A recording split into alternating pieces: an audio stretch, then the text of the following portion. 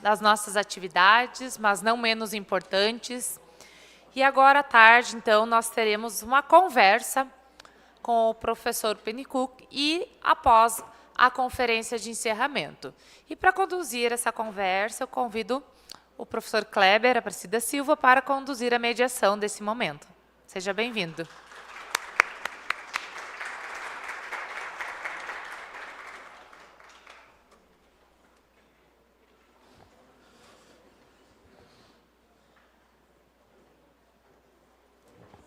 Isso.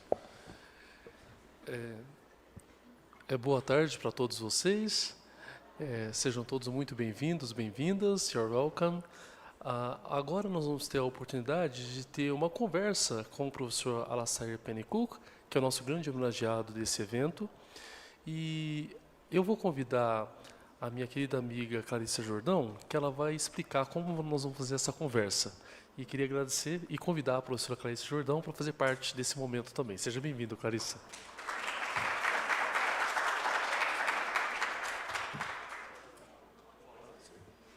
Um abraço.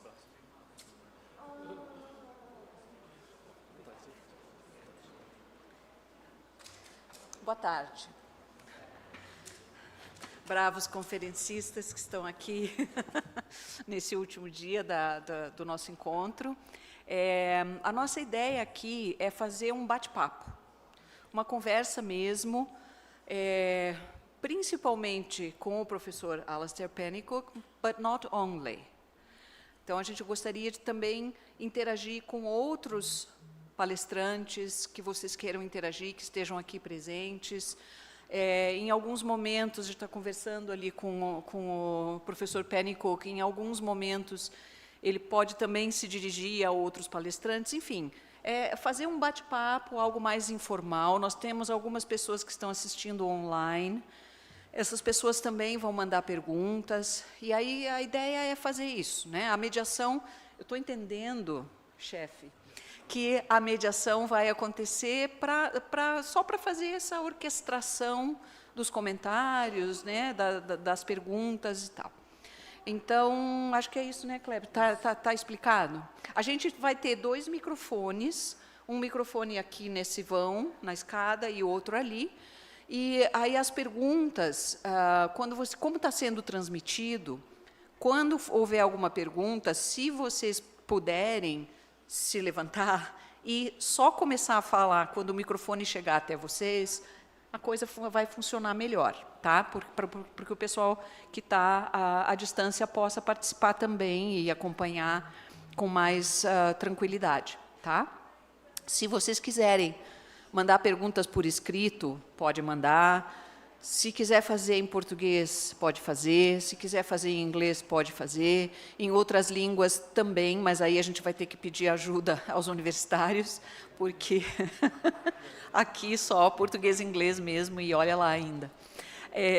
Tá? Então, fiquem à vontade, a ideia é essa, é fazer um bate-papo, resgatem as dúvidas, os questionamentos, as pulgas atrás da orelha, que esse é o momento. Tá? A gente tem até 3 horas, 3h15 por aí, pelo que a Tamara me disse.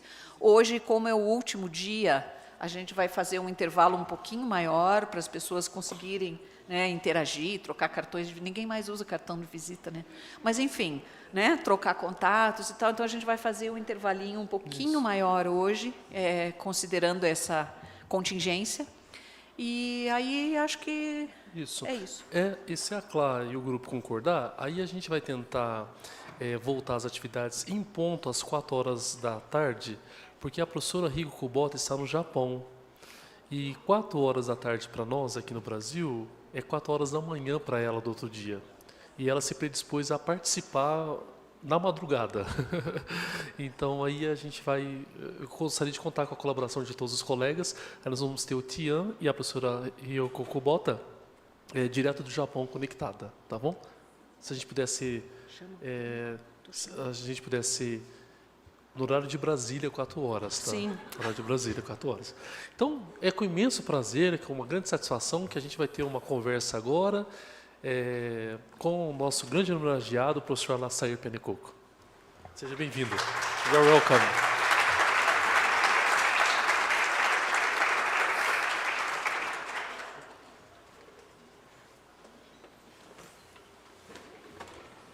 Thank you, everyone. I'm just open to questions. But as Clarissa said, we do hope to find ways to bring in some more people. There are many people who know much more about applied linguistics and translanguaging and things than I do. And I do hope we can bring some of them into this as well. So, but I'm not going to speak until I'm asked. Very obedient. Espera o microfone.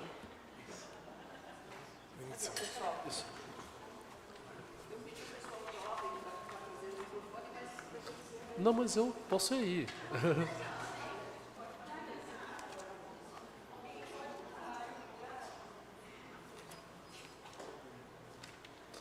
Aí eu vou pedir para o Eberson se pode me ajudar. Isso, por gentileza.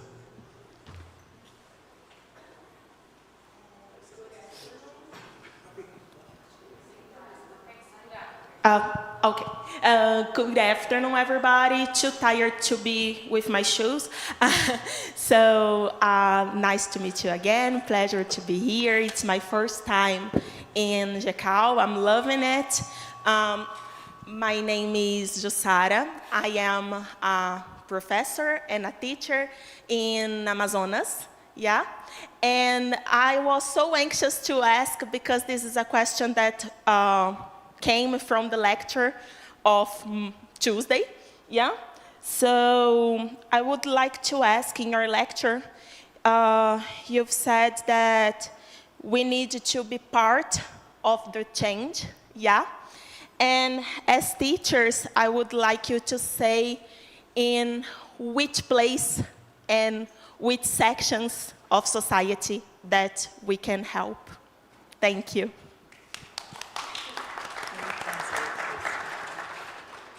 Eu acho que ela perguntou, vocês me ajudem aqui, que o Tico e o Teco estão meio complicados.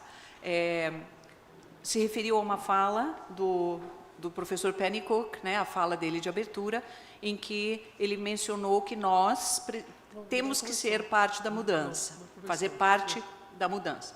E aí ela perguntou onde, que mudança é essa? Eu acho que o que está precisando de mudança, né? E que mudança seria essa e como e onde a gente entra nessa equação. Great, thank you for your question. I don't think I actually said we should be part of the change. I did. I think that's Gandhi. Didn't Gandhi say be part of the change you want to be? But what I did, I said English is part of the problem, and we need to be part of the change in how that works. So maybe I did say it, I just don't remember. So your question is what ways can we change? I mean, or what level, what social domains can we bring about change, right? So, and again, to answer that, I would take you back to what I was also talking about, which is, locating ourselves, and like, where do we work? What work do we do? And, I mean, for me, I work as an academic, and one of the things, I mean, I found I was kind of good at writing, so I do a lot of writing, too much, I know. And so so for me, sometimes I thought, okay, like, sometimes people say, stop writing and too much and, get more active. And I do try to be active in other domains, actually. I do different things in quite different ways. But for me, that's also, I think, okay, I'm kind of, it seems to work for me, so I do quite a lot of work for that. That's totally not what other people necessarily should be doing, right? Lekeichi and I were just talking earlier today about, he's, with his work on translanguaging, and he was, as he was talking about yesterday morning, right? I mean, he's working with schools, with ministries, saying, how do we make translanguaging real, in schools and get that governments politicians, policymakers to work with that.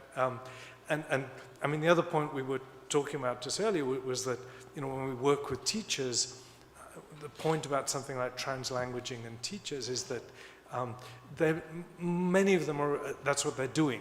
They don't have a term for it, and they're told not to. And Leketi's term actually, that he said it earlier, like it's like decriminalizing teaching or decriminalizing translanguaging, saying to teachers, it's okay, you can do this. In fact, you know how to do it, and here's a way of talking about it, and so on. So and these are really crucial places for us to work as educators with teachers, and we have to, if you can, work with ministries, work with policymakers. I find they tend not to listen to me. So if you have a way of working with those sort of authorities, and do it, because they have a lot of influence. We need to work. We were also talking about publishers, and there's all sorts of domains. If you think about the talk we heard yesterday morning, also about working with prisoners, literacy in prisons, this is crucial work and difficult work and highly political work. So the point is, there's so many domains all of us can work in, and as something, I never know what an applied linguist is, and I really don't care anymore. Just whatever we think. I talked about applied linguistics somewhere as a epistemic assemblage, which is not a very useful term, I think, but I'm just trying to say, look, it's what, let's not worry about a discipline if we think, coming, as you said, coming to critical applied linguistic conference run by this great man here, is useful, then it's useful, and if it's not, then don't come, right? But if you find good conversations, good stuff, and then we kind of think, okay, these people are working with kind of, people in, they may be working with English for academic purposes at university. They may be working with impoverished students in a poor area of Sao Paulo, whatever. We need to work and bring a critical perspective to that. And so, there are all sorts of domains, and it matters. It's great if you can work with policymakers and, the people who really have influence. It's great if you can work with people in prison who are struggling with literacy and all sorts of other things. All those places matter, have very different influences, need different skills, and we bring different skills to this. So, I'm good at a small domain of that, and I think not very good at some of the rest. So, I invite people to take, work in those domains, because I think, it's all sorts of stuff that applied linguistics, whatever that means, can influence, and if we can find ways to do that, that matters. And I think all those things matter, right? If young people, old people, imprisoned people, and even the people with, who are really privileged, and in academic streams at universities, okay, work with them too, because they need a good critical perspective, and we need to kind of unsettle what's happening with them too. So, all of that. Thank you. Essa vai ficar fácil de traduzir. Em qualquer lugar. Em todo e qualquer lugar, onde quer que a gente esteja, at any moment. Yeah. Anywhere. Então, onde quer que a gente tenha influência, né? Que a gente se perceba capaz de agir, de transformar, esse é o lugar. Acho que basicamente é isso, né? Ele falou um pouquinho sobre a questão de que a própria a concepção dele de linguística aplicada como uma assemblagem epistêmica é sei lá, um espaço, uma maneira de olhar para a nossa área de atuação como um espaço em que é possível, sim, atuar em diversos campos. Ele mencionou o trabalho com comunidades empobrecidas, com pessoas nas prisões, com que mais? Na formação de professores, com autoridades, políticos. Mencionou o trabalho do Leketi com translinguagem, and I'm not sure if Leketi would like to add anything to that about how translanguaging can help us with social change, perhaps? That's what you're asking. Would you like to Or- add something to that? Or how do you manage to get policymakers to listen to you? Ah, that's a very good question. For me, you know,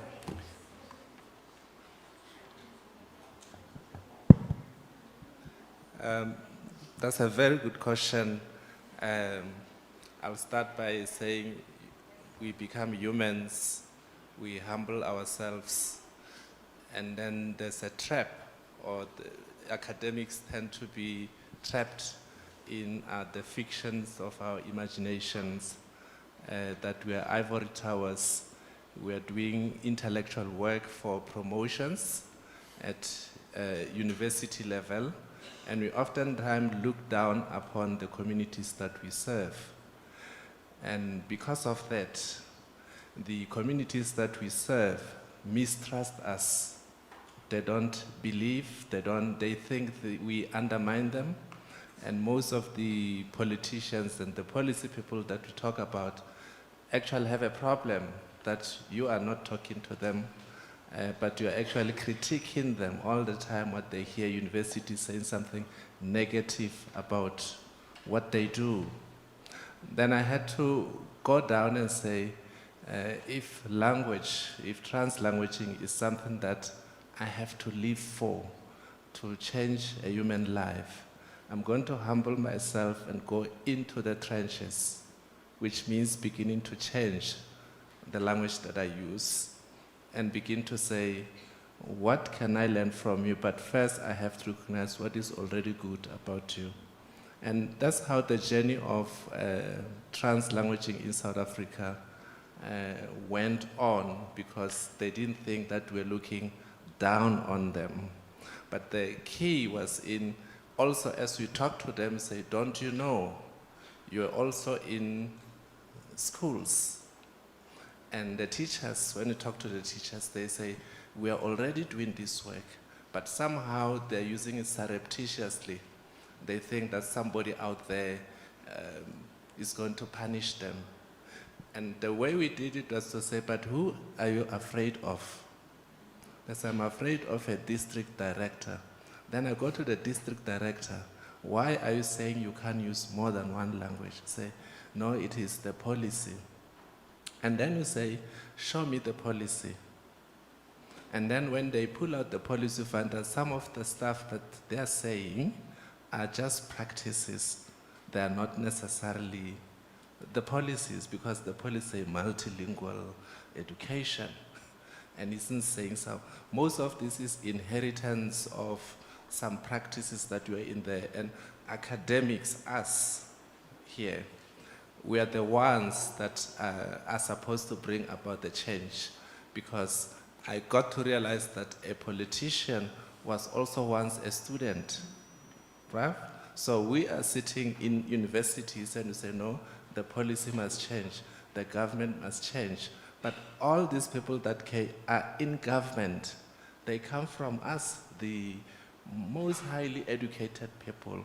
And if you think, Prof, about the type of research that we do, it's almost distant and away from those realities of these politicians. We are in the process of extraction.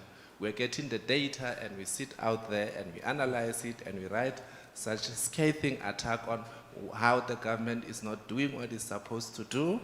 And that is not dialogue.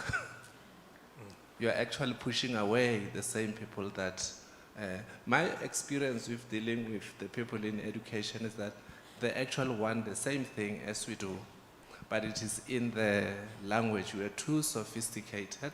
We are in an ivory tower, and we are publishing that article to be promoted to the next level. We are not thinking about transformation. If I ask the question in the room, when we finish collecting the data and writing the article, do we have the courtesy of going back to the communities that we have collected the data from and say, actually, this is what I found, and you're not doing research on them, but you should actually be doing research with them, unless we lower down our academic heads, right? And say we are in the trenches, we are the foot soldiers, we are going to have negotiations, we are going to talk. We might begin to see some of the chances. At least it worked in South Africa and the whole country. 25,000 schools are rallying behind translanguaging in their domain. There will still be a few people that are objecting, but overall, those that have to change are in the game. Okay, so that's my 2 cents. I think that was so good. Yeah, first of all, I must say I'm all for translanguaging. I think translanguaging is something that's, whether we like it or not, is taking place all over the place. Especially so, as I said yesterday, in mostly multilingual nations, this is the norm rather than anything else. We do it for a reason. Now, when it comes to language teaching, I can understand the use of encouraging students to practice translanguaging as a teaching aid. I'll explain that. One of the biggest problems the students have in any foreign language, I've taught English as a foreign language, I've taught Hindi as a foreign language, and I've seen this same thing happening.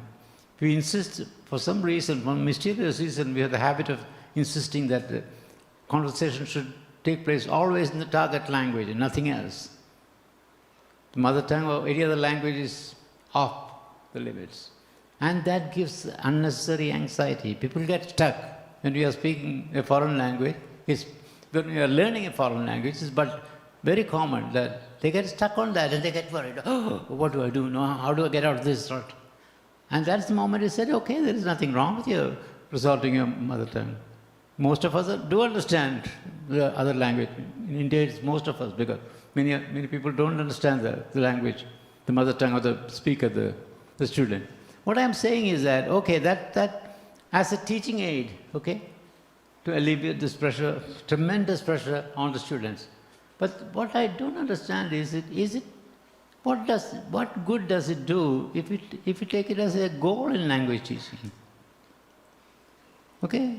We encourage students to, what does it do in the end, you know? They start translanguage, translanguage, you switch from one language, whoa, that's funny. But then what? When all is said and done, what does it do? It's a question. It's a question I have. I don't have the answer to it. Thank you. And there are several people much better able to answer that question. I just wanted to pick up on that very briefly, because I was looking at a paper just the other day by Claire Cramsch, where she kind of asked the same question, and this is about the unitary competence, translingual competence, something argument in translanguage, and she's saying kind of we need both. You know, it's all very well to look at how people use language or as a help, but we also need to acknowledge the separation of languages in education and work towards that too. And I'm not sure about that at all, but I think Lekete is keen to come back in, and I think Zhongfeng also was keen. So I'd like to throw this back to the experts. Could I just have a little time to try to translate? I'm not going to translate what Rajan just said, because he can do it himself. So I'll start with, I'll try to go back to what Lekete said, and desculpa, eu costumo dar tiros no assunto às vezes, então talvez seja isso que acontece aqui. Mas o que eu acho que ele disse basicamente é que as nossas pesquisas têm historicamente sido pesquisas extrativistas, né? A gente vai nas comunidades, coleta dados, traz para as universidades e critica, né? Aponta problemas, questões negativas naquilo que a gente viu. E isso, obviamente, nos afasta das comunidades, porque quando a gente quer conversar com essas comunidades, elas têm medo, porque acham que as nossas pesquisas vão ser usadas contra elas, e tem sido historicamente assim, né? E a mesma coisa, então, acontece com a nossa conversa com os políticos, né? Ele defende que a gente que a gente aproxime as nossas estratégias comunicativas das estratégias comunicativas dos espaços em que a gente está. Então, vamos conversar com políticos, vamos conversar com eles, não necessariamente, não na perspectiva da tal da linguagem simples, mas numa perspectiva de diálogo genuíno, né? Porque a gente muitas vezes se aproxima delas de uma maneira muito arrogante, né? Nós sabemos, nós temos o conhecimento, os políticos então estão fazendo tudo errado, né? Com a mesma atitude que a gente tem muitas vezes para os espaços educacionais em que a gente faz pesquisa, a gente tem quando vai falar com os políticos. E o que ele diz, eu acho, é que a gente tem que aprender a usar os protocolos comunicativos que estão acontecendo nos contextos nos quais a gente quer ter alguma influência, né? Sim, ele mencionou também a questão que historicamente a gente não fazia. Eu acho que a gente já está fazendo agora o que a gente chama de devolutiva, né? Que é de devolver às comunidades os resultados, entre aspas, das pesquisas que a gente faz. Então, a gente, depois de fazer pesquisa, a gente retorna a essas comunidades e reestabelece um diálogo com as comunidades. Então, ele defende isso também. E o Rajan disse...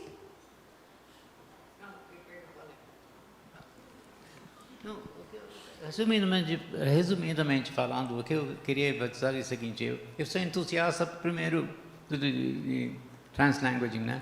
Mas agora, quando penso em ensinar, usar translanguaging como meio de ensino de língua estrangeira, eu tenho certos problemas. Eu entendo muito bem usar isso como um auxiliar, porque, veja bem, quem aprende língua estrangeira, o maior medo é falar essa língua e tropeçar, ou faltar palavra. Ai, meu Deus, o que entrei em pânico. Isso eu entendo. Nesse momento você é muito bom. Olha, não tem nada, se faltar palavra, taca a palavra da sua língua. Completa. Ideia é muito mais. Isso eu entendo. Agora, uma coisa é usar translanguaging apenas como um meio para atingir alguma coisa. Agora, isso, translanguaging como objetivo do ensino de língua, eu não entendo. Que bom que tem você misturar, uma pessoa achar engraçado, tacando português, misturando com inglês, mas se isso virar um hábito, o que ganha com isso? O que você ganha? O que qualquer um pode ganhar com isso? Eu não sei. Então, eu faço essa pergunta porque eu não tenho resposta. Eu realmente pergunto. Não é exam question que chamam, né? Aquela coisa. Não é.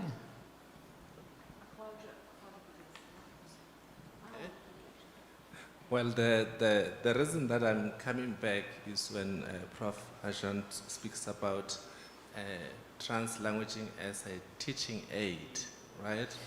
So where I'm sitting, that becomes a problem because we are using a monolingual perspective to solve a multilingual problem. So we are using monolingualism to address multilingualism. So for me, it's like yesterday I spoke about the two elephants. One is your episteme, one is your identity. Okay? So I have got two elephants, and then you say, I have two elephants, and I will get one to die inside the other, so that at the end of it you only have one big elephant that has swallowed the other, right? So I stand from a different perspective. I'm saying it is about becoming, right? Yes, it's about becoming. And what do these students become? They become bilingually competent. So the social-linguistic output of using more than one language in a classroom is that the ultimate goal is that you produce students that have got bilingual or multilingual competence. In other words, you prepare them to serve functionally in a society that valorizes not just one language, but more than one language. Therefore, translanguaging cannot only be a means to an end, but it becomes the end in itself. You become a translanguager as your way of life. So when you're in the classroom is a microcosm of life. It amplifies you to become that which is already about you. So that will be a multilingual stance or relational stance where I'm sitting instead of translanguaging used just to scaffold the learning of the bigger language. Right? Then I think that's not okay for humanity, because what you do is to say, I recognize you a little bit, as long as you die inside the other person, and that's it. Cláudia, daí me ajuda e traduz, por favor, o que ele disse. Bem, muito obrigada, né, por abrirem a possibilidade de eu falar e comentar. Acho que basicamente o que o Lequete disse é que para a gente não olhar para a translinguagem como um fim em si mesmo, porque ela é um processo, ela é um meio, ela é uma filosofia. Então não é a questão da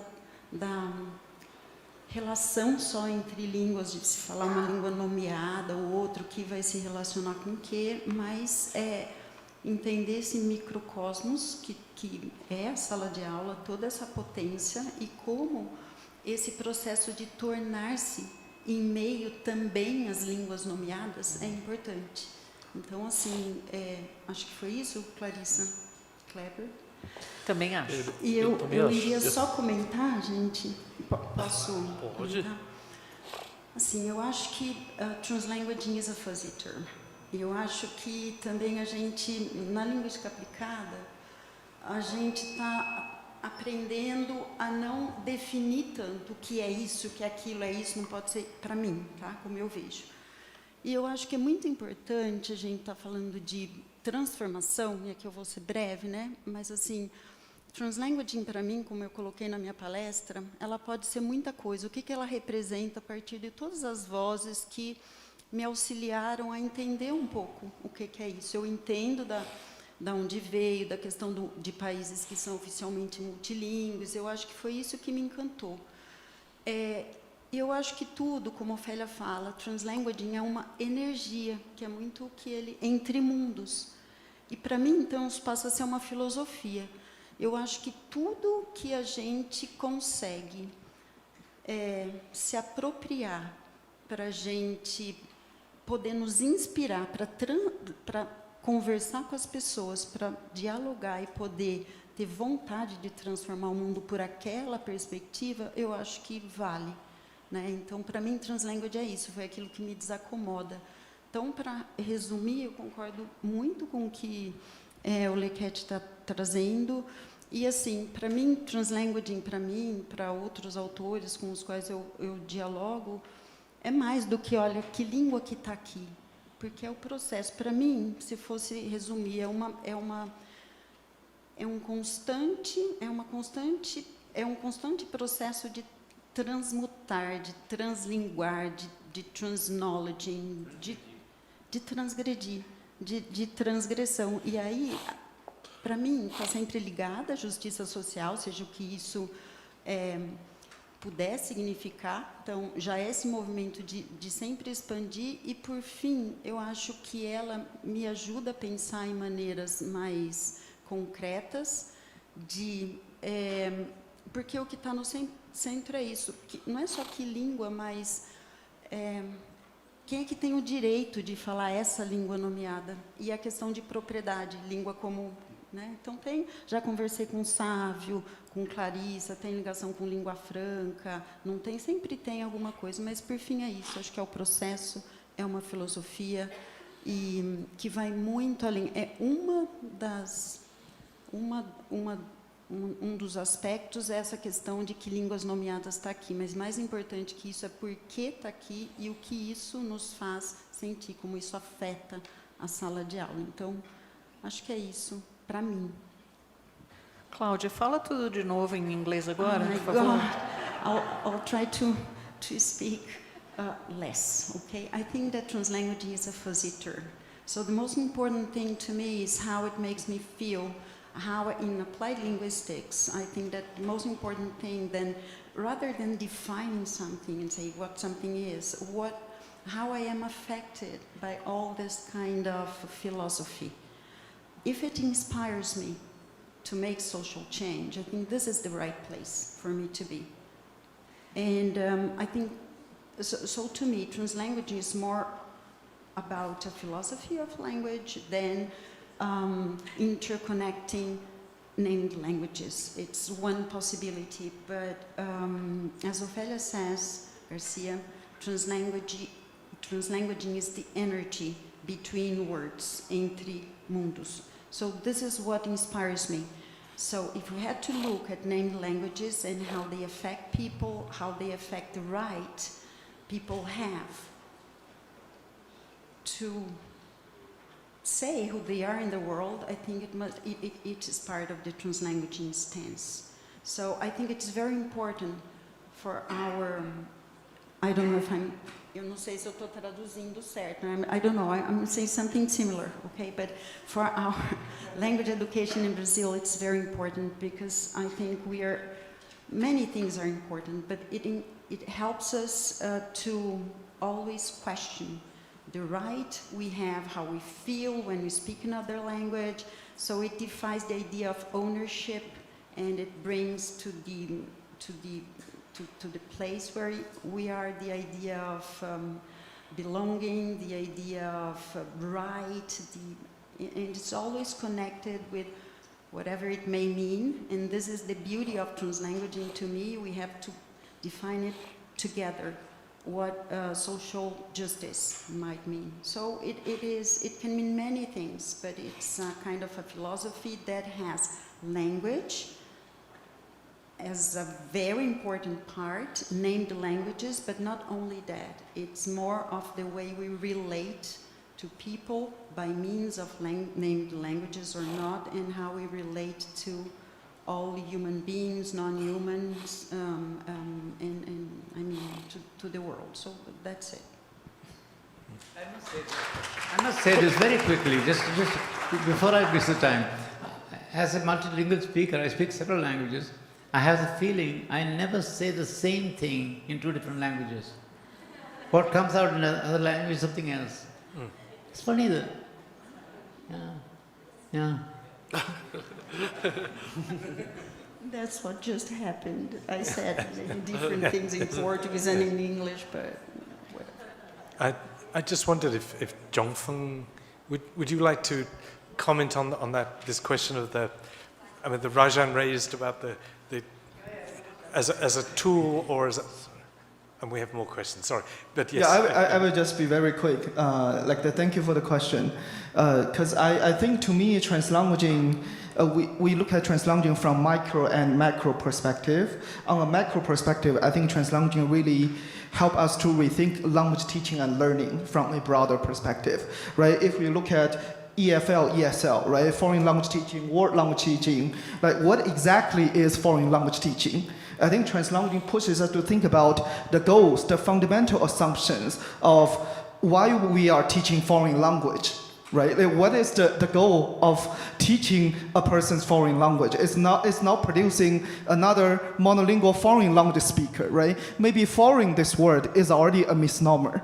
When we say foreign language, you are already looking at language teaching from a very standardized, monolingual, grammar-focused perspective, right? Because it's not relevant to you. It's foreign, right? When you say something foreign, you already sort of put it at a secondary perspective, right? What if you are called a foreign language learner, or you are a multilingual language learner? You feel different, right? And the motivation of learning that language will become different. So you see, this is how I see translanguaging from a more broader perspective, how it really shapes all of these fundamental assumptions of what is teaching and learning, what is language teaching and learning, and how we can really move from this ingrained, deep-rooted monolingual ideology, language teaching and learning, toward a more translingual, competence-driven teaching model. So that is more from a macro perspective. But in the specific teaching context, right, now we're talking about the classroom context, right? I always talk to my teachers, translanguaging is not a panacea. it won't solve every problem, right? Do not think, oh, I have translanguaging now. Now all the problem will suddenly be gone in my classroom, right? You still need those very good second language acquisition teaching strategies. That's why we still, in teacher training program, we still teach those strategies, right? And there are still certain moments that you need to push students to produce the target language, right? But there are some moments that you can leverage translanguaging as resources along the process and also as the ending product, right?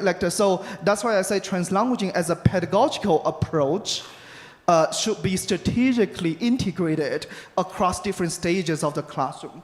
So Ophelia Garcia, Kate Selzer, they published that book, The Translanguaging Classroom. I think they just published the second version last year. They've been doing this work for many, many years, right? But I think they are talking about translanguaging stance, translanguaging design, which is specifically talking about the strategic design part, and translanguaging shifts, which is the moment-to-moment adjustments that you need to, based on students' flow, their language observations, that you need to adjust your teaching plan, right? So you also need to be flexible and observant in your translanguaging classroom. So translanguaging won't solve every problem, right?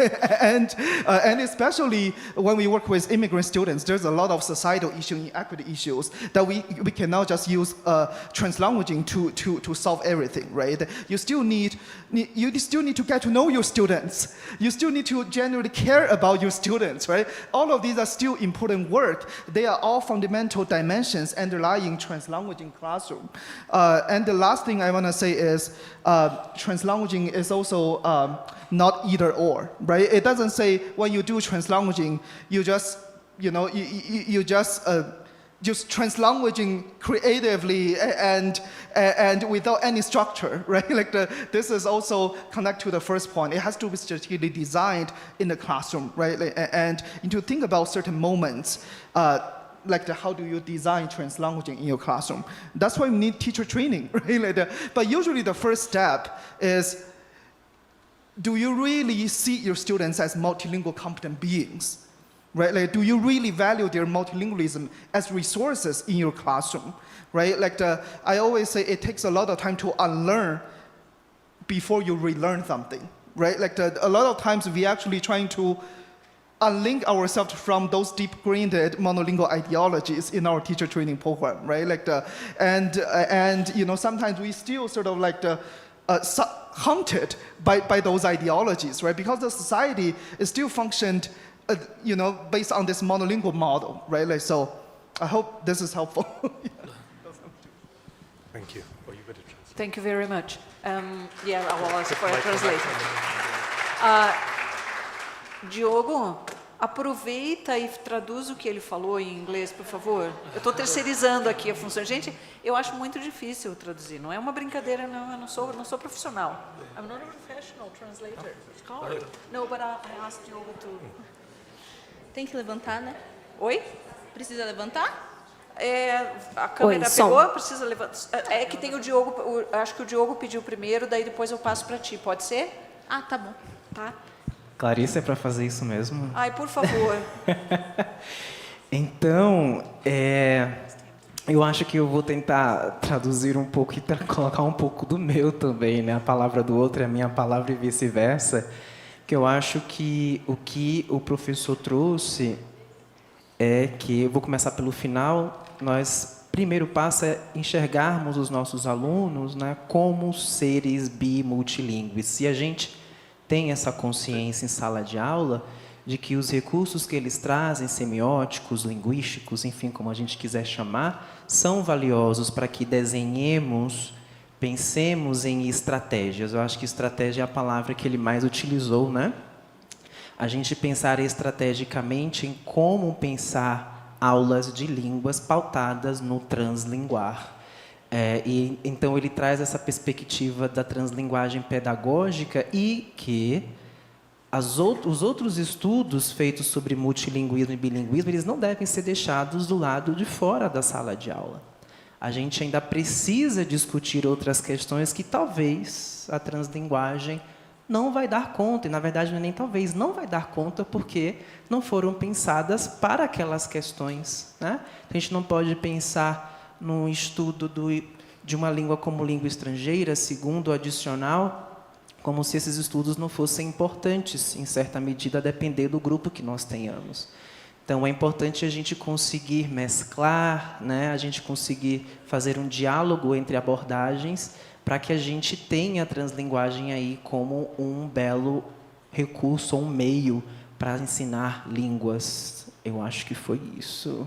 Acho que tem só uma outra coisa Por que eu favor. anotei aqui antes de acabar a tinta da minha caneta, é que ele falou também que a translinguagem não é um vale-tudo. Isso. Né? Acho que conversando um pouco com o que a Cláudia conversou, né, falou, que essa ideia de ser fuzzy, né, de ter vários sentidos em contextos diferentes, também não significa que qualquer coisa seja uma prática qualquer prática seja uma prática translíngua. Perfeito. Então, né, nem tanto de um lado, nem tanto do outro. Isso. É porque eu acho que o que eu tentei trazer um pouco ontem, em 20 minutos, né, é que a translinguagem está tão em voga que o nosso contexto, parece que a gente quer fazer encaixar o nosso contexto num conceito, quando, na verdade, a gente tem que ver se aquilo ali realmente pode ser respondido por tal lente teórica ou não. Talvez os estudos sobre code switching, code mixing, sejam muito mais relevantes para o meu contexto do que a translinguagem. A gente tem que pensar nisso também, né? Não é porque a translinguagem está muito na moda, né, que é para ser crítico, é a justiça social, que talvez os meus propósitos de pesquisa podem não ser orientados por essa perspectiva crítica. A gente quer isso mesmo? A gente quer a justiça social? A gente quer que os nossos alunos sejam vistos como tais sujeitos, né? Então, eu acho que se a resposta for sim, talvez a translinguagem seja o caminho. Mas, se não, acho que tem tantos outros conceitos que podem nos ajudar e ser igualmente válido para os nossos propósitos. É a minha perspectiva, pelo menos. Okay, so what is left for me to say after Pennycook, Lequete, Cláudia, Raja? So thank you so much for your talk on Tuesday, Pennycook, Professor Pennycook. You're quite an inspiration to me, and I think you're quite an inspiration to many of us here today. I think my questions is kind of a follow-up to what we have been discussing here on translanguaging. So in recent years, translanguaging has become focus of important debates such as this one. In particular, we have some scholars like Max Wan and Stephen May. They have challenged what they call a deconstructionist assumption underlying some approaches to translanguaging, especially concerning the ontological status of named languages, right? And in your recent response, I think it was a text that you published 2 years ago that I read like a month ago, you offered a clarification on your position on this, and I think it would be really nice if you could elaborate on this to us today. And my question based on that is, how do you see the future of translanguaging as a theoretical and social project? Do you view, or do you see that we still have anything more or left that it hasn't been done or said about translanguage that you would like to see being done and said? I think that's pretty much it. Thank you so much. In Portuguese? Ok. A pergunta que eu fiz é sobre uma crítica que os pesquisadores, principalmente o Jeff Maxwan e o Stephen May, que fala da virada multilingüe, né? Eles fizeram uma crítica à translinguagem, principalmente a uma perspectiva de translinguagem que eles dizem estar sendo seguida por uma ideologia desconstrucionista, que é aquela ideia de que as línguas são invenções, né? Principalmente um texto de um livro, né, que o Pennycook e o McConney lançaram em 2007, a invenção e desinvenção das línguas, e eles lançaram um livro. I think they published a book on this, right? A multilingual perspective on translanguaging. E eles escreveram um livro com a perspectiva multilingüe, criticando que os estudos da translinguagem, depois dessa incorporação desconstrucionista, foi por água abaixo, vamos dizer assim, né? Como é que as línguas não existem? Como é que eu vou dizer para o meu aluno que o que ele fala é uma invenção? E o Pennycook escreveu um texto em 2024 respondendo a essas críticas, e eu gostaria que ele falasse um pouquinho sobre isso agora. Thank you. Obrigado. Okay, thank you. And I can't divert that one, can I? Right, so thank you. Yes. So just to possibly to give more background to some of that for people who are not familiar with that. So that translanguaging has produced lots of debates at different levels, right? And there are, I think as we've already heard, these concerns, people saying, is this a goal of education? Is it a tool of education? And so on. But there are also then these concerns at a more theoretical level about what does translanguaging mean, and how do we understand it within sort of more theoretical models? How is it related to code switching, code mixing, all that stuff? And I think, at one level, and I'm just thinking of what Leketi said earlier about the way we have debates and the academic world and get distrusted. And I think we always need to be wary of this and saying, at one level, who cares? But yes, we need to have those arguments. I don't mean who cares to you. I mean, as academics, you think, why, does this matter for teachers and others? Right? But, okay, but when we take, because I think, in a sense, I was reluctant, but I got pulled in.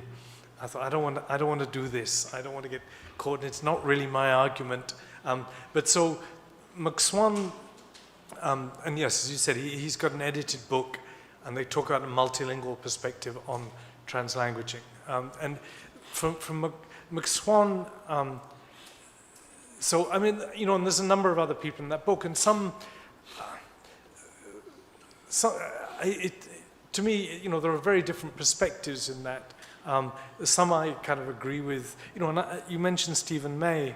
I think his is the afterword or something, and Stephen May's point is that he says, look, and he's involved very much with Maori education in New Zealand, right?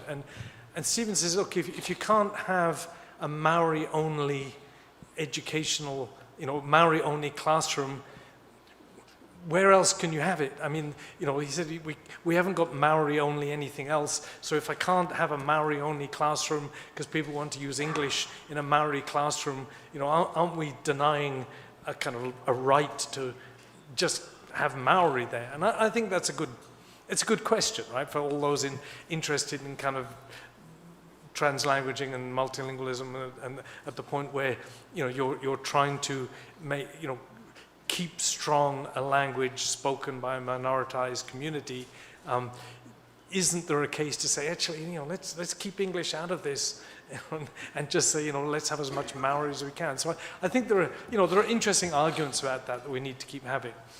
McSwan's question goes more to the, and so why I got involved is his view is that, in a sense, he looks at Ofelia Garcia's earlier work and says where she was talking about translanguaging more in a way of seeing it as a form of bilingualism. And he says, it was, her earlier work was fine until she read Macaulay and Pennycook, and then it kind of went downhill. I thought, and how many times has that happened to people? So, and he calls it deconstructing, this deconstructivist view. So I decided to get involved because I got a bit fed up with kind of being seen as the guilty party here, and no, that didn't. It was sort of, I was partly bothered by all this deconstructivism stuff, and I thought I really shouldn't go there.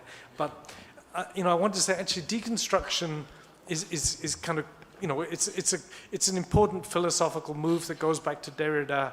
And I'm not Derridian in my kind of philosophy, but I respect, and I think it's really interesting, and we should treat it, as philosophy. And there's this tendency to say, oh, it's like postmodern, it's deconstructivist. And I think this is buying into kind of conservative visions of, that you want to maintain a particular ideological and political stance on things. And deconstruction was a political stance. I don't know, I'm not sure always how effective its politics are, but I sort of wanted to take that seriously and say, there's a kind of name calling, and again, it's what we're guilty of as academics, of trying to pigeonhole, and that's this and that's this. And I said, actually, so, yeah, we kind of call things, but so I was trying to kind of make a space to say, let's not be silly about trying to do this, and I found it very useful. What I tried to turn it back into, and I took this term from Lionel Wee's book on it's a small element on post-humanist world Englishes, and he talks about ontological curiosity, and I thought actually that's really useful. Let's, and as you say, I kind of repositioned a bit to saying, because yes, maybe Macaulay and I were pushing the kind of languages don't exist position, and I say, okay, look, languages do exist as social realities, right? And it's to go back, and I started reading more carefully about, I found there's a philosopher called Hasslinger who's really useful, and talking about race and gender as social constructions, right? And she says, obviously they're social, and obviously they're constructed. That doesn't mean they're not real, right? And she says, we've got to question reality, which is to say, these are problematic real constructions of the real, right? And so gender and race are real because humans have made them so, but we can question them. Then I found it useful to say, well, and the same obviously, it seems to me, applies to languages, right? We make languages from the materials of language more generally. And most people kind of say, yeah, that's sort of quite obvious, really, isn't it? I think, yeah, I mean, when I talk to kind of what I call real linguists, and they say, yeah, we know that. And I say, well, how come you could also treat them as something kind of ontologically separate in the world too, right? But so to me, that idea of ontological curiosity was, and we says, shouldn't we be ontologically curious about the things that are central to what we do as social linguists or applied linguists? I mean, surely we need to ask questions and not assume we know that a language is this, and that's done, it's been decided, it's been described, so we can move on. I said, no, I want to keep questioning. I mean, not everyone needs to do that. There's a time when you want to say, I want to move on with this. As language educators, sometimes we have to say, I'm involved with languages and not constantly question what those are. But that's what I think is nice about translanguaging. It puts that always under erasure a bit, to go back to a deconstructivist Derridian point. Thank you. So yes, I mean, I do wish, in a sense, we didn't get too tied with this, because the other point in this was that part of the debate, and it's that theoretical debate, is to do with a unitary or a dual or a multilingual competence, right? Is this a unitary competence or a non-competence? And I mean, I can see why people want to have that argument, but I just want to say, I really don't care. I want competence. I don't kind of like competence much as an underlying thing, and so I've been arguing a bit with. So Ofelia Garcia's husband is Ricardo Otegui, right? And he's pushed the unitary competence position quite a lot because it suits how he wants to think about language. And I've talked to Ofelia about this, and she said, yeah, kind of, Ricardo's kind of on about this. She says, yeah, it doesn't really matter that much. I say, yeah, exactly. Like, let's not get stuck about saying, is this unitary or dual or multilingual competence?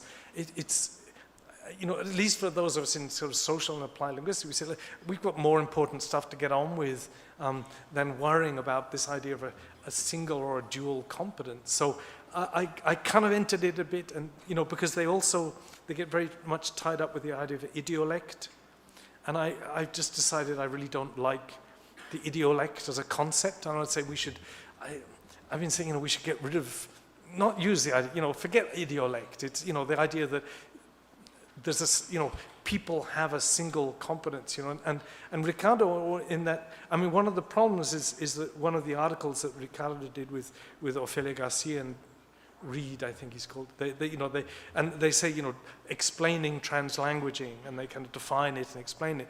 And it's sort of Ricardo Ortiga's bits that kind of say, we in the end we can go back to the idiolect to understand this. And I think, no. Let's not go back to the idiolect. Let's always keep language social, and forget idiolects, forget unitary competence.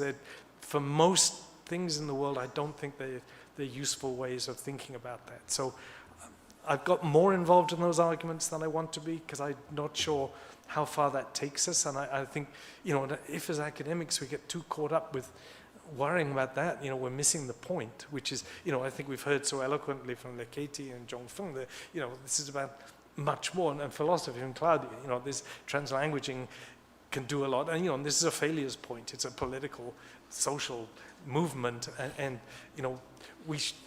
yes, we can have some of those discussions, but they're not particularly helpful for most ways of dealing with translanguaging, I think. So enough on that. Yes, but thank you. Yes, I have tried to deal with it in ways that I'm not particularly satisfied with, but yeah, it's a tricky domain. Yeah.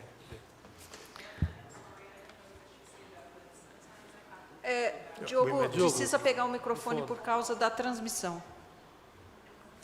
You could translate. No, I'm not going to translate that. Enquanto o microfone chega, eu vou resumir o que eu anotei aqui com a caneta que a Laiana me emprestou. Obrigada, Laiana. Então, tem o Pennycook está dizendo que existe está respondendo, Diogo? Sim, fala tudo aí bem. O que ele falou, por favor. Thank you. Ele traz, a resposta do texto dele de 2024 a essa problematização do Maxwell e do Stephen May, e ele meio que concorda com a questão desconstrucionista.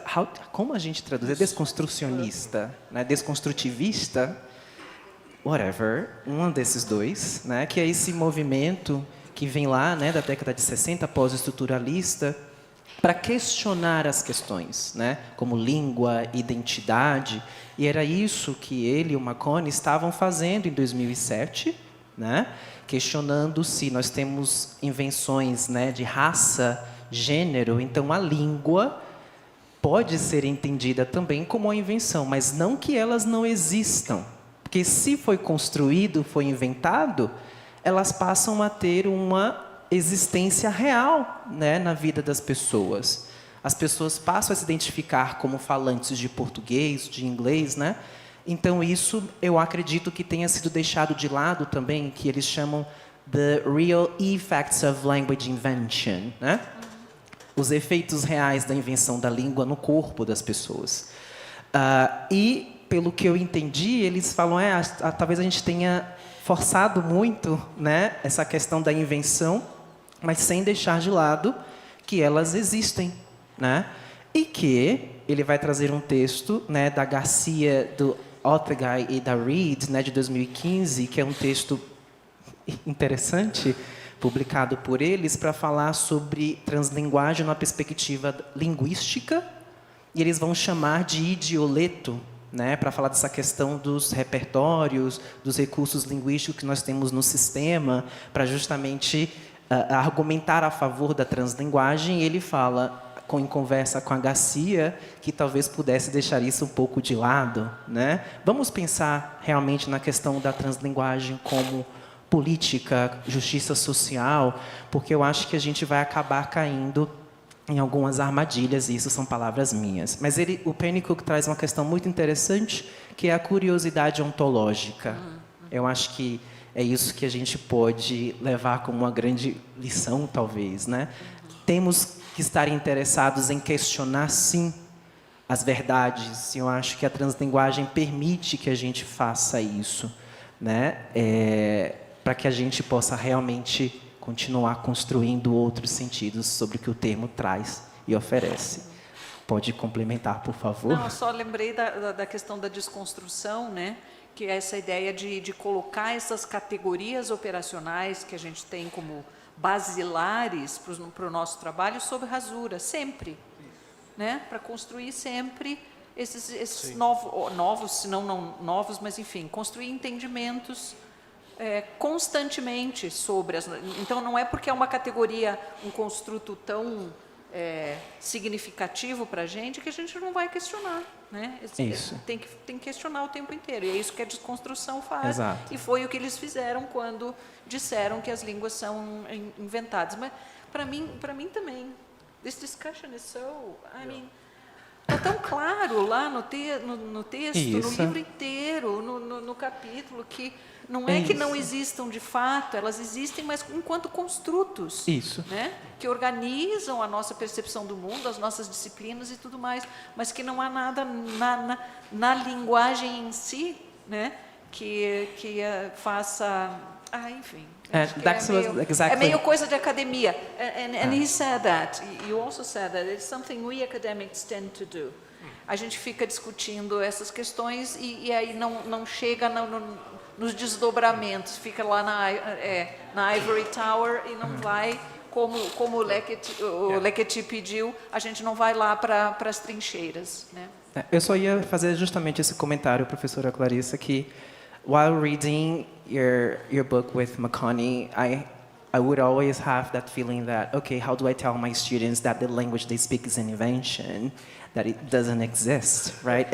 But I did get when you say that it does exist as a social phenomena. It does exist for those speakers. And sometimes I think that's the point those scholars miss when they criticize translanguaging. I don't know if by intentionally or not. And thank you so much once again. Thank you very much, Diogo. Tem mais perguntas por aqui? Está com o microfone já? Não estou vendo daqui. Tá. Só levanta um pouquinho a mão para a câmera pegar em algum lugar. E tem mais umas coisas lá. Tá. Valéria. Ali já está. Tem mais gente lá, ó. Tem. 3 aqui. Obrigada, gente. Então vamos lá. Controla para mim, Valéria, por favor. Vou falar primeiro em português e depois em inglês. Meu nome é Alexandre, eu não sou da área de letras, eu sou estudante em graduação de fonoaudiologia. E, justamente, eu gosto da linguística aplicada, que eu conheci durante a graduação, e tive a chance de ter aula com o maravilhoso professor Lucas Chagas. E conhecer a linguística aplicada me trouxe muito essa noção de transgredir, né? De você poder falar sobre diversos conceitos, interagir com diversas áreas de saúde, de letras, humanas, sociais, enfim. E isso fez com que eu me apaixonasse muito. E eu fui elaborando alguns pensamentos antes de vir, porque eu estou atualmente pesquisando sobre transgeneridade, utilizando da linguística aplicada, e ouvir as outras palestras que nós tivemos, ouvir sobre decolonialidade foi muito importante, só que também eu percebi o quanto que falta a gente, ao abordar decolonialidade, a gente também abordar essas questões de gênero e sexualidade, justamente, né? Até porque, ainda mais estando no Brasil, eu vejo que, infelizmente, tem cada vez mais avançado essa ideologia conservadora e fascista, que toma os nossos corpos de qualquer direito de fala e, muitas vezes, de ter essa representação nos espaços. Não estou falando que isso tenha acontecido no evento, pelo amor de Deus, mas é só um pontuamento. E, quando eu ouvi sobre o conceito de language as hope, né, que o Sr. Pennycook falou, que a gente precisa ser crítico e apontar injustiças, mas acreditar que o cenário muda por atuações políticas, assim como foi falado aqui também maravilhosamente, eu penso enquanto um corpo marginalizado, enquanto pessoa trans, que a gente é roubado dessa possibilidade de pensar em ações políticas diretamente em diálogos com políticos, porque da cidade onde eu venho, mesmo Campo Grande, Mato Grosso do Sul, foi sancionada uma lei inconstitucional que pessoas trans, femininas, travestis não podem usar o banheiro feminino. Então, mesmo sendo uma lei inconstitucional, eu estava na Câmara no dia que isso foi aprovado e teve vereadores que olharam para mim, riram de mim, falaram que não, isso não pode acontecer. Então, a gente já é jogam vários adjetivos na gente, que somos pervertidos e tantas outras coisas mais, e a gente não tem esse espaço nem mesmo para a gente poder falar. Então, eu queria muito saber, tanto do Pennycook, mas de todos os outros que estão aqui presentes, sobre o que eles dizem quando a gente está nesse espaço de marginalização tamanha que a gente não tem essa oportunidade de falar para poder trazer essa mudança. Ai, meu Deus, agora vou falar inglês. So, I talked firstly in Portuguese because we talked about decolonialization, but I talk as a transgender man, and I'm actually graduating in health. I study language pathology, speech and language pathology. So I talk from this perspective as a health student and as a transgender person. But we live in Brazil a scenario that trans people are so marginalized because of conservatism and fascism that we are often robbed of the opportunity to speak up for ourselves as people keep throwing labels at us, and we don't have the space to speak. So where I come from, the city that I come from, Campo Grande, we had a law that prohibits trans women and travestis from using public bathrooms, public feminine bathrooms. And this has been happening all over Brazil. So I was there when they approved the law, and I had politicians laughing at my face, looking at me with disdain, and it was really humiliating. And even as a trans person there, I wasn't heard, and I wasn't given the chance to be heard.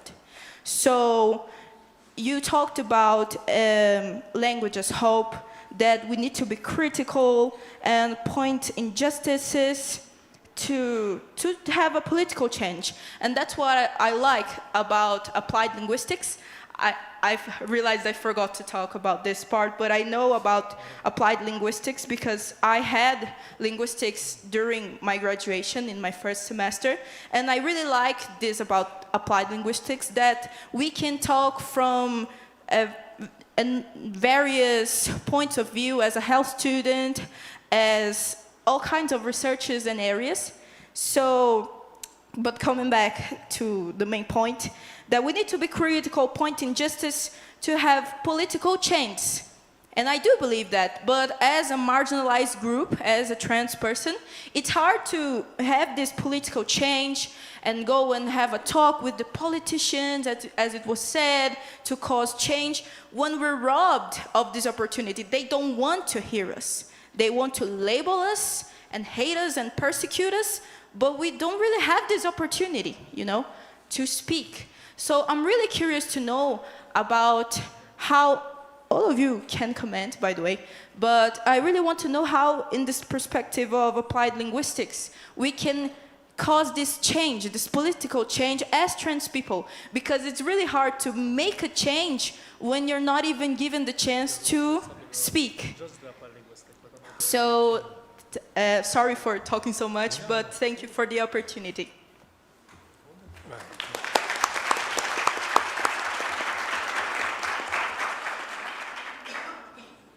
Thank you so much. I'm glad at least you can speak here. At least, Kleber and this conference gives you a voice, which I think is important, and it's good to know that at least critical applied linguistics can be a comfortable space for you to express exactly your anger and frustration at the lack of voice elsewhere, because I think it's difficult trying to map, trying to understand politically, what's going on, and also the strange similarities around the world, right? You think, Australia and Brazil and so many places are, somehow transgender identities become a weird focus, right? Well, we kind of know what's going on because transgender becomes this huge threat to larger, stable concepts of gender, right? And so the focus then becomes on, as you say, like bathrooms and sport and so on, and you think like the bathrooms and sports should not be a major focus of our lives in a sense, but they become that because people want to make them that. And what we need to do is have that mature discussion more broadly around transgender identities. And I think it's hard. These are things people need to engage with and understand. And right now we're at, I think, a very difficult time where this has become somehow a focus, particularly of right-wing populist politics, to as well as migration becomes another. So like and we see this like questions of housing. You've got the same problem like Canada and Australia and so on, like lack of housing, which if we actually understand it has to do with neoliberal policies that developed investment in housing and cut people out from renting and so on, then it becomes, okay, well, the problem is housing is actually caused by migration because they've got too many migrants, and so let's have an anti-migration campaign, right? And we're seeing the same kind of effect with transgender. I think it's somehow, it becomes an obvious, easy, and that's what populism is picking on the easy targets who can't answer back, right? And so the other thing I want, as I say, it's nice you can say this and feel comfortable here, because that's a very important thing that we can hear you. But the question of responsibility then surely has to become a more shared responsibility for all of us to start to say, like, what are we doing? And how often are we engaged with those questions? I was struck.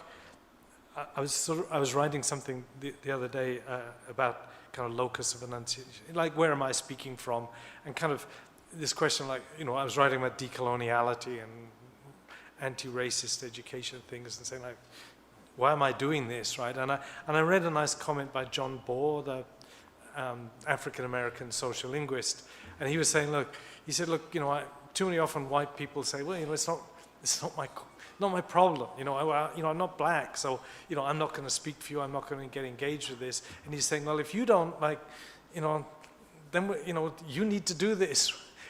We need white people on side here.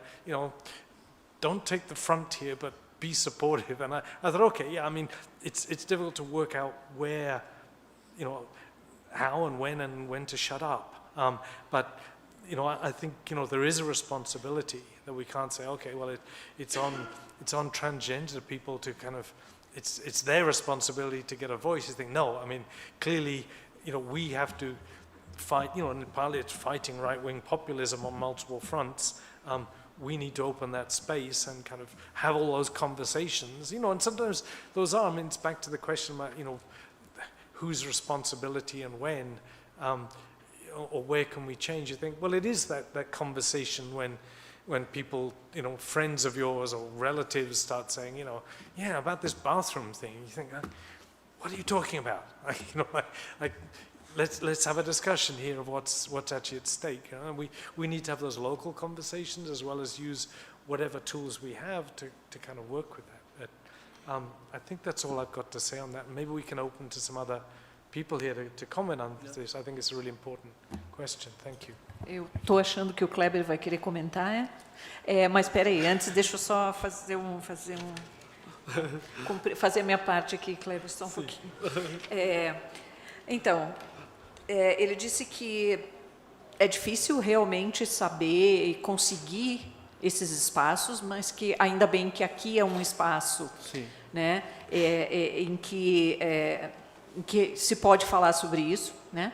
Em que tu te sentes à vontade para falar sobre isso, e nós também para discutir, enfim, né? que essa conferência é um espaço que te dá voz, eu diria que é um espaço que ouve a tua voz, né? Porque a voz já está aí, já está dada. Ele mencionou também a questão do foco, do foco da direita, que tem sido em condenar perspectivas que desafiam o que está estabelecido, o que é supostamente homogêneo, né? Enfim, né, que desafiam a questão essa questão da homogeneidade mesmo e da estabilidade de várias categorias sociais. E mencionou agora no final, eu acho principalmente, que a responsabilidade de falar sobre essas questões e de agir em relação a essas questões é de todos nós. Não é só da comunidade LGBTQIA+, eu não sei as outras siglas que eu me perdi, mas as outras, né, eu sei que tem mais, mas eu parei no LGBTQIA+. A questão do racismo também, né, é a responsabilidade de todos nós, não só das comunidades específicas, mas de toda a sociedade. Acho que foi basicamente isso, né? Esqueci de alguma coisa, me ajudem. Kleber. Aí depois a gente passa para... Tem mais... Tá. Eu quero um mate também. Depois eu quero mate, tá? Traz para ele aqui depois. Eu vou um pouquinho. Vamos dar o privilégio, por favor. É que eu estou com o microfone aqui, eu fico mais... Nossa. Kleber. Não, eu estou indo ao delírio aqui, sabe? Porque eu estou acompanhando no YouTube, as pessoas estão manifestando aqui, e aí eu estou tentando pensar, traduzir o que é para Clarissa, então estou até com dor de cabeça aqui, mas está dando certo. Só um comentário que uma pessoa fez, a partir da sua ótima fala, eu só queria falar uma coisa, eu vou falar em português isso, depois você traduz automaticamente, fazendo favor. Por gentileza. Não, gente, o negócio é o automaticamente, ele pensa que a tradução é automática. Assim, só para destacar, esse evento foi feito para você, tá? Eu queria destacar seu comentário agora, porque a sua dor é minha dor, tá? Embora eu não estou no processo de transição, mas eu estou preocupado em ouvir as pessoas que estão em transição e eu quero aprender com elas. Então, eu queria falar para você isso, tá?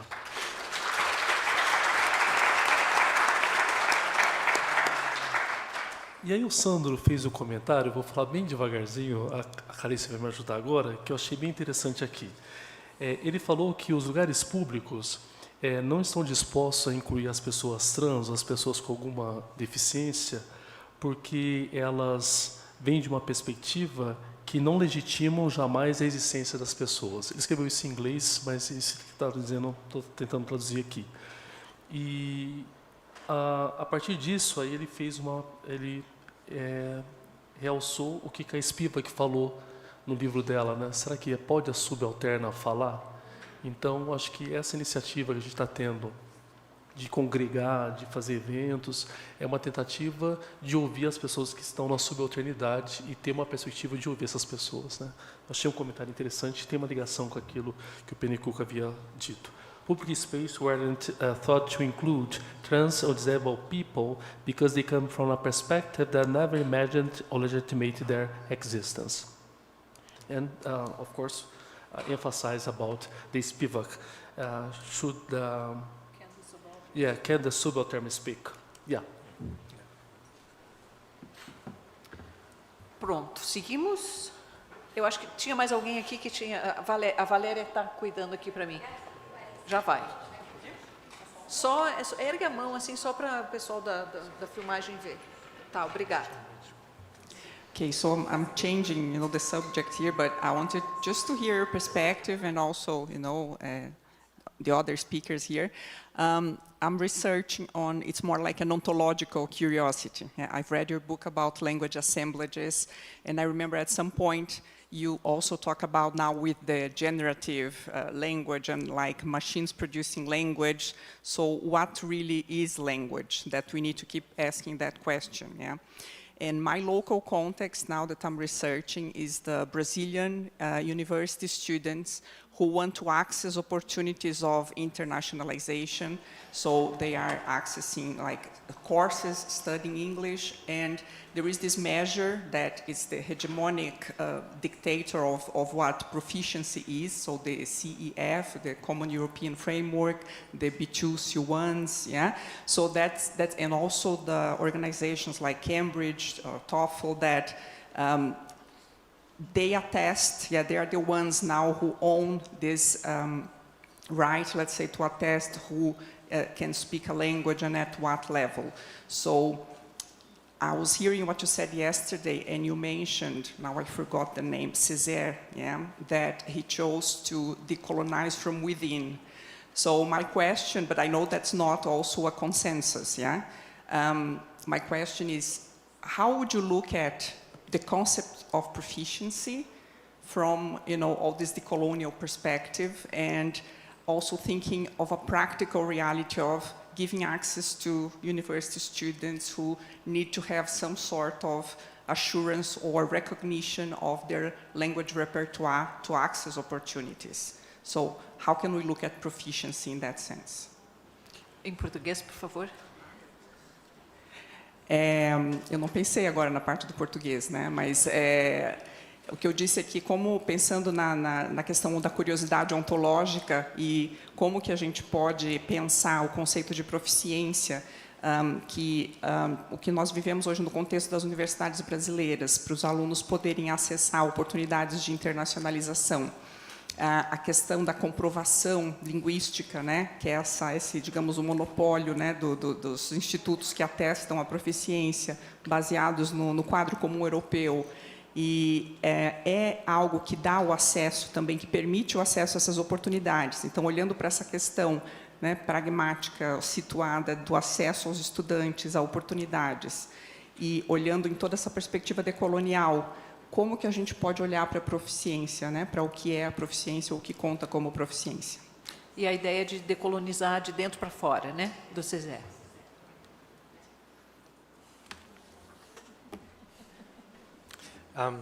Thank you for that question. So if I'm understanding this, we're talking about the struggle between what we may do as educators and all the systems that then want to assess in particular ways, and that our students then have to rely on in order to get access to education and so on. Is that this is the question of proficiency? I mean, I'd like in a moment to throw that question back, but not completely to our translanguaging experts. I'd like to know whether they kind of talk in terms of competence or proficiency in translanguaging, and see it as measurable, and you know, is that a move we need to go in to say we need to be able to talk about proficient translanguaging and make it a measurable quality or competence, I suppose, as part of an education system. And I'd like at least Leketi and Jongfeng to maybe talk about that. I mean, so, I mean, for me, yeah, I mean, we face those really difficult battle. You know, there are large organizations that have a large vested interest in assessing and in particular ways, right? And that we don't, so our question is, I mean, one, how do we work against them? And then there are large economic, political investments in this, in keeping those kind of assessments there. And, you know, as educators, we also have to work with that and not know that our students, you know, to succeed, have to pass certain things, and those things are there, and we've kind of got to work with that. And I'm sure, yes, I mean, you talked about that in terms of decolonizing. As I was trying to say on Tuesday, I'm kind of reluctant to, or I'm trying to be careful not to use decolonizing for too many contexts or to use it too metaphorically. That, you know, we have other ways of talking about hegemony and dominance and power and things that we might want to keep separate, or be quite particular about why we see particular forms of assessment as colonizing and therefore in need of decolonization. I like to leave that one open. But yes, I mean that's a battle of how do we work with the large assessment organizations, tests, and so on. And I think the question then becomes: do we try to, in a sense, accommodate with them and say, okay, can we develop? You know, and I know people in language testing who said, yeah, we're trying to develop, you know, more flexible English language tests that have a greater set of possibilities of what counts as English, drawing on world Englishes or English lingua franca and saying we need more open testing. You know, language testers need to get away from very standardized monolingual concepts of English. Whether we can also start to push that in the direction of translanguaging and I mean, you talked about performance, right? Oh, no, proficiency, sorry, proficiency. Because performance is a whole other question. I mean, whether we're also buying into, or, you know, still accepting too much the power of those assessment bodies by saying, okay, we'll try and develop translingual materials that can then be assessed, I think is a question we have to discuss. Beyond that, I'd like to open that question, if I may, to unless you'd like to follow up to anyone to say, you know, how do we deal with the big testing bodies, and is our need to work within what they present and say we need to make that more open, more flexible, more accepting of diversity, or can we step right outside and say, actually, get out of our schools and our systems and let's just avoid testing? Because we kind of, I don't think we can get away from forms of assessment completely. They, you know, at all levels, we've got to work with some kind of levels of judgments of proficiency, and it's not always a bad thing, right? I mean, you know, we need to kind of, we want our students to have some level of proficiency. The question is, how are we going to describe that, and what do we want to do with it? And I think, you know, we shouldn't jump out of proficiency altogether and say it's too dangerous a concept. But maybe we can open this out to others to discuss. Oh, Raja wants to get in. Rajan quer aproveitar e traduzir o comentário dele? Oh, come on. Então espera só um pouquinho para eu tentar traduzir. Acho que basicamente aqui. This takes me to the point, the central point I was raising without knowing it really. I was trying to get at this. I think if we treat translanguaging as a unitary phenomenon, applied to all kinds of contexts, I think we are getting on the wrong footing to begin with. I can very well understand, I'm enthusiastic about the presence of translanguaging in multilingual context, the kind of context you have in South Africa, in India, Nigeria, all this, Kenya, we name the place. Okay, because people automatically, the best proof of the translanguaging success, if you're somebody from outside, I will tell you, I was from outside in Delhi.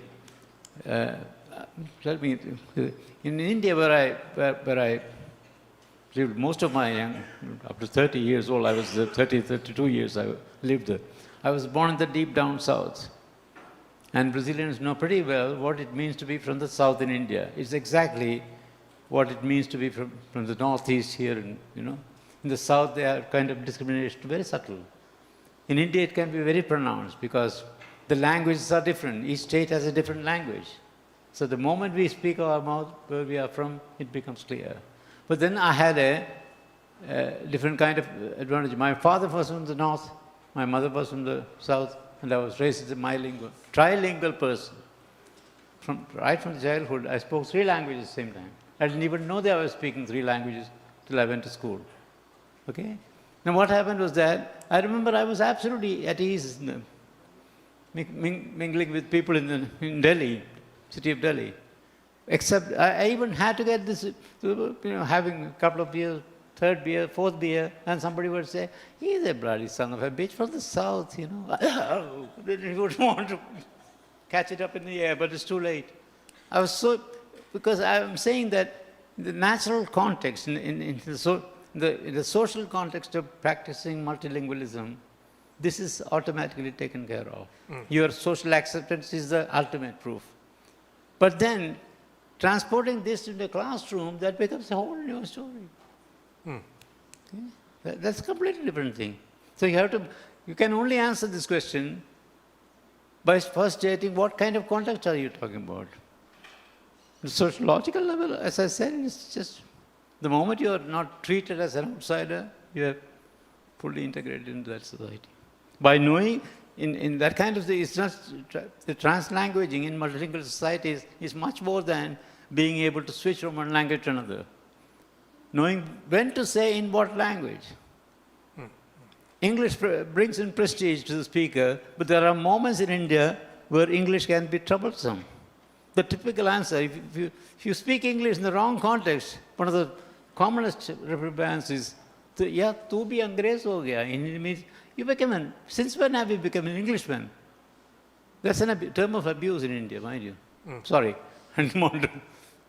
They say, tu bhi Angrez ho gaya. You become another Englishman or what? Because you're speaking English in the wrong moment, at the wrong border. These are the things you learn in them. I'm sure that things like this must exist in South Africa too.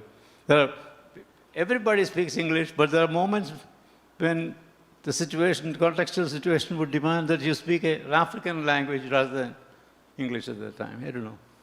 In India, it's very much the case. Knowing when to speak what language and when not to speak that language, that's also important.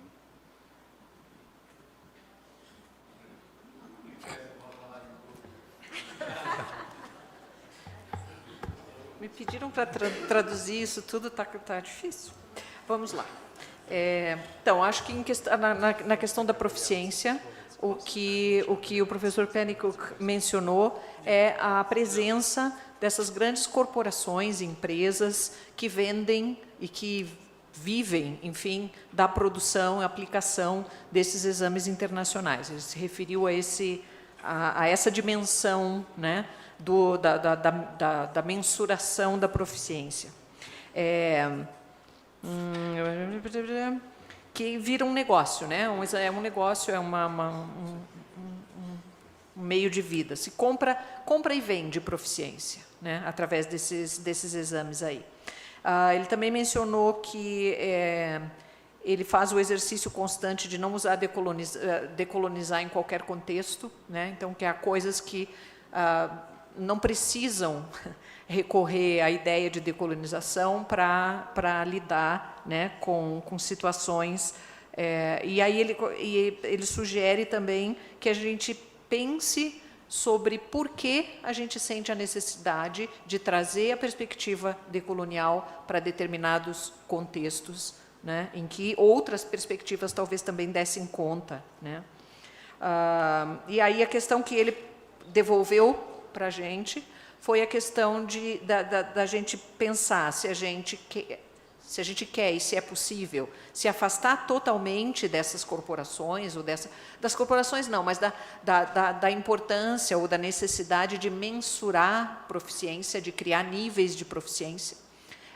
Então, até que ponto a gente pensa que poderia desenvolver os próprios exames localmente para medir proficiência, ou se a gente pensa que não, vamos parar de medir proficiência, pronto, desista disso, né? Aí ele trouxe de volta para a gente discutir aqui, né? Agora, o que o Rajan falou, meu Deus, bom, como é que eu vou dizer? O Rajan falou sobre a situação da Índia, né, como um país multilingüe, em que situações, me ajuda aqui, Rajan, senhor, em que há situações em que as consequências de usar uma língua e não a outra vão muito além das consequências de se fazer isso numa sala de aula, né, Raja? Foi isso? Foi isso, tá.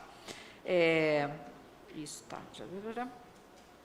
Então a gente tem que pensar, eu entendi que ele está defendendo que a gente precisa pensar na translinguagem em contextos multilingües, de países multilingües, e também em sala de aula como práticas diferentes, com consequências sociais também diferentes.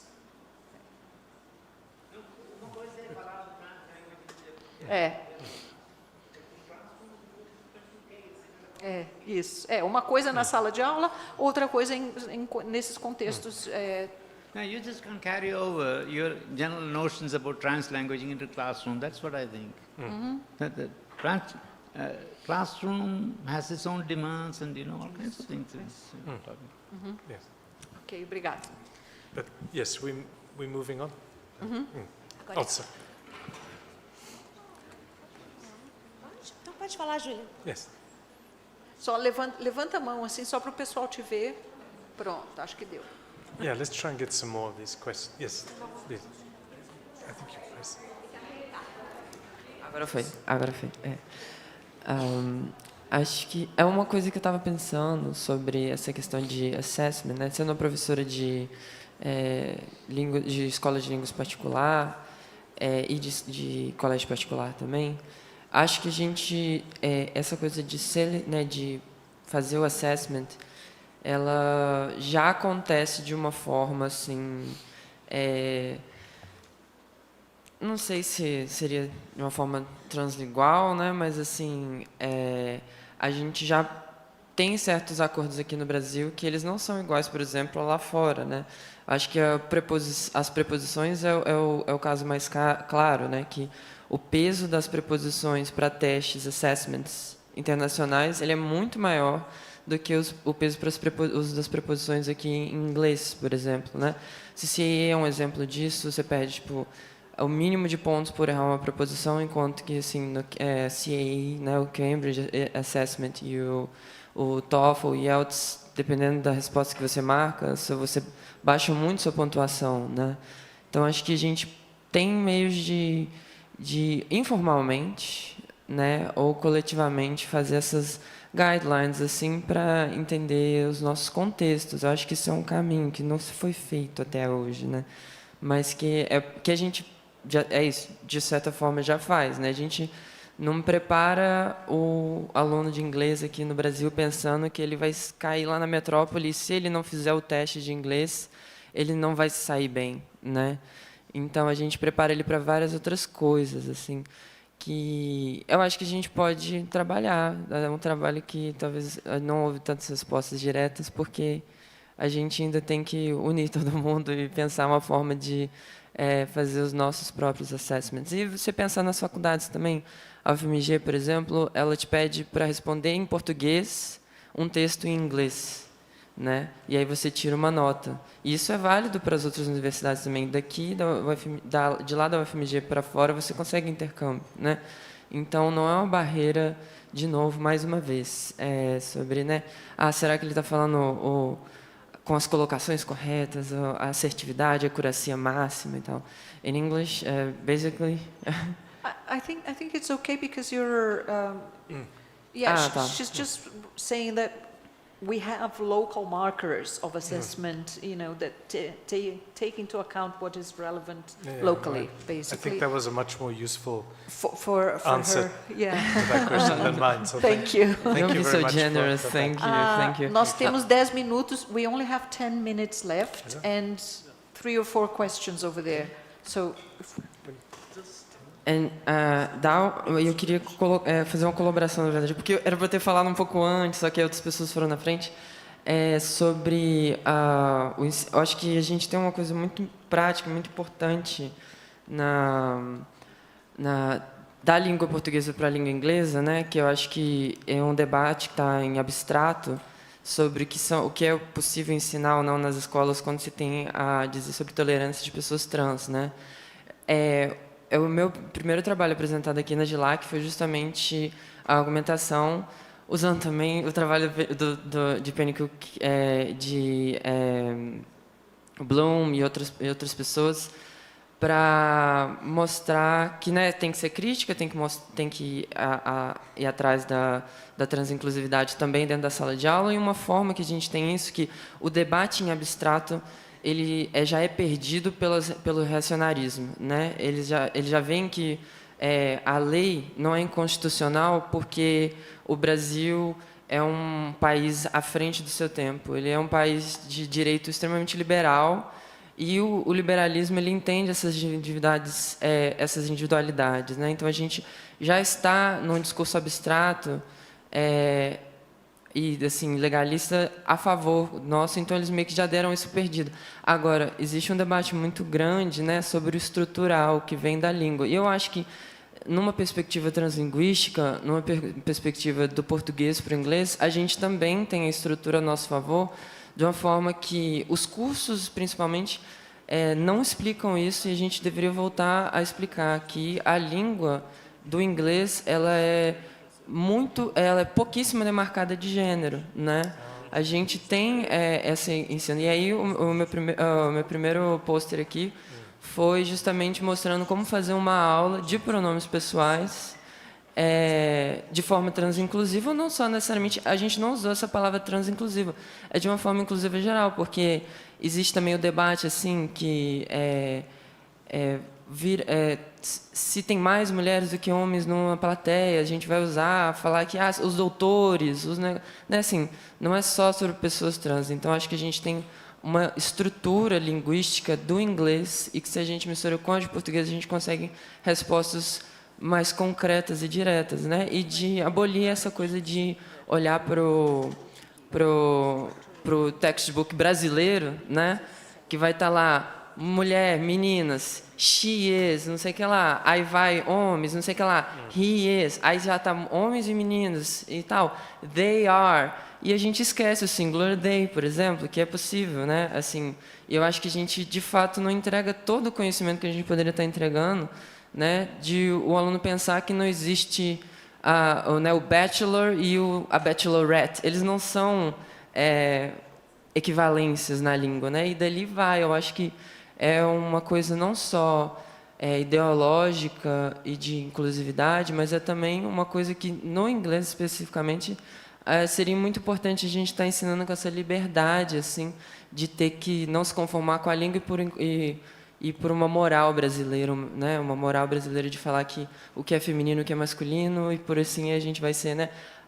Lá, ele, e por aí vai, né? Assim, eu acho que tem muito aí para a gente desenvolver em outros currículos. Obrigada. Diferentes. Por causa do horário, eu acabei traduzindo só para ele aqui. Yes, exactly. That's it. Então, as próximas, podemos pegar as duas ou três perguntas junto, e aí o Alastair resume, e aí a gente encerra, porque já está na hora. Okay, so I'd like to move our conversation to the colonial currents, but I don't know if you have time for that. Could you comment a little bit more about language as a resource for hope? You brought this at the end of your talk, and we didn't have time to discuss about that, and I don't know if you're going to have time today as well, but that's it. Thank you so much. O pedido, então, é que ele fale um pouquinho sobre Language as Hope. Professor, and if I may please repeat that question, we talked very briefly on the hallway. I asked you to explore on the concept of assemblages. So I'm a PhD student and I work with indigenous education, and this is not central to my research, but it's something that came up with an indigenous professor, and he mentioned how linguists have invented, right, a concept of language that is very westernized and disregards indigenous epistemologies and their view on how language is much more than a structural, systematic structure, right? But, and then I was trying to answer this teacher, and I tried to use the concept of assemblages, but I guess my question is, where do we draw the line on what assemblage is? So what is assemblage and what is just culture, and what it falls into a more anthropological view of how society is organized? So if nature communicating, or if the way they speak with what we call encantados, which are the spiritual beings, is that part of assemblage, and or is that just an anthropological, cultural aspect of their community? So I think my question in a very direct way is, what is assemblage in a theoretical, conceptual way, and where do we draw the line? Sorry if this was a very basic, I'm a student, so I'm still focused on the theory and concepts. Então, acho que o pedido aqui foi de falar um pouquinho sobre language assemblages e até onde existe uma diferença ou uma interface entre questões culturais específicas e a questão de assemblages, né? Uhum. Tem mais alguma pergunta? Tem lá em cima, Valéria, por favor. Just the last one. Because they've been waiting a long time. Thank you for the honor to speak with you. My name is Ana Guerra, and I loved the event. I think it's very important that we have been talking about language and discussing issues that we can observe through language, like identity. And we talked a lot about language education, because that's how we can transform through education. But education can only happen when we have teachers. And there's a huge deficit of teachers in Brazil and all over the world. So my question is, what's the role of applied linguistics, critical applied linguistics, in this, like to help solve this problem of the deficit of teachers? Muito obrigada. Quer traduzir? Traduzo eu, rapidinho. A pergunta é sobre a questão do déficit de professores, essa crise que a gente já está vivendo de déficit de professores, e como a linguística aplicada crítica pode contribuir para diminuir esse déficit. Ok. Okay, and I'm sorry, I never thought we'd get through all this time. So I'll have to be very brief, though. Yes, I'll be brief. So thank you for those last three questions. The first, the language as hope. My easy cop-out is to say, you know, read the book by Daniel Silva and Jerry Lee, which articulates that idea very well, I think, and also is drawing on Daniel's work in the favelas of Rio, and you know, his and you know, I think what they're trying to argue is that, you know, despite, you know, in the face of all that seems so hard, you know, and I use that long list from their book of all the problems we face, you know, the way people use language, right? And so what they're doing is, you know, in a sense, it's like what Lekete is arguing for. Is so when we kind of work with people in communities and work with language, we see forms of hope, right? And you know, language, you know, and it's why it's useful for us to see language as entangled, but not predefined, right? And so we can see that language does offer us these possibilities that, you know, and it's like when you think about Gramsci's prison notebooks or something, right? You know, you think, okay, there's Gramsci, Antonio Gramsci in prison in Italy, and he's writing these fantastic notebooks, right? You think, okay, yes, even in really difficult contexts, language is still there for us to kind of move ourselves out of those contexts and present kind of ideas and poetry and song and all sorts of stuff. And the other side of that is the, I mean, I was drawing on also this idea of radical hope, which goes back to, there's a book on radical hope, right? And the basic idea was, you know, and this is from indigenous North Americans, indigenous people in North America, right? And saying, you know, how in the context of the, you know, the so much about which it's really hard to be positive, how do you still say, well, we still have to hope here, we still have to have some sense of possibility, and that even when you don't know what the answers are, you have to have some form of hope, right? And it links to that idea of kind of hopeful pessimism, in the sense to say, look, yeah, like things are really bad, but from a critical point of view, we've got to identify all that, just the bad stuff, and also think this has to be possible to change at some level, at some points, in some ways,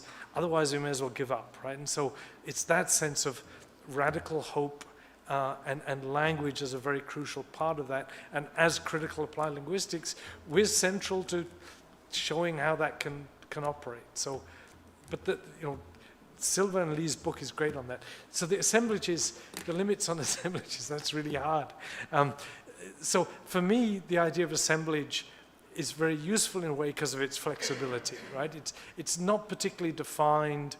It's seen as coming from Deleuze and Guattari's, the translation of agencement, but I don't want to get tied up with those origins. I just say, okay, assemblage is a very useful term for trying to understand, in that anthropological sense, how much is involved in a communicative or many other contexts. I mean, one book I really like is the book, what's it called, Mushroom at the End of the World, Anna Tsoi, and it's, she talks about, it's all about mushroom trade and so on, but it's a great book on assemblages. And again, to me, I mean, the nice thing about assemblages is this bringing in of all these different things.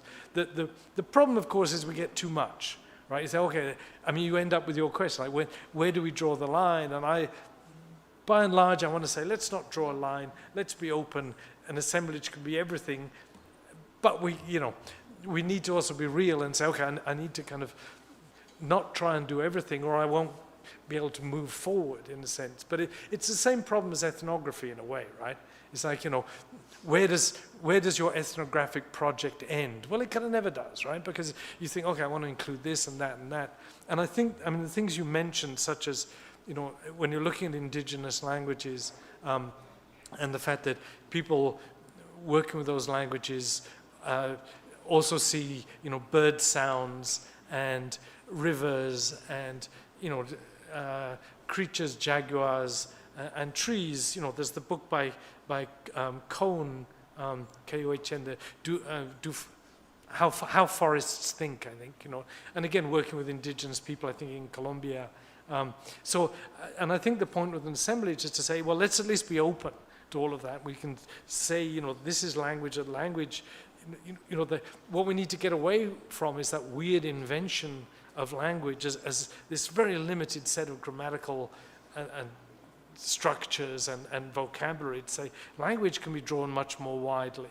And I think that people working with animals and animal communication and trying to see how all this operates, saying, yeah, let's work with assemblage to say, if we can shift our thinking from that kind of narrow lingua-centric version of language, if that makes sense, to a much broader vision of what that is, then assemblages can help us work with that. So I don't want to draw limits around it. I want to see it as in a sense, as an anthropological concept that would include all that.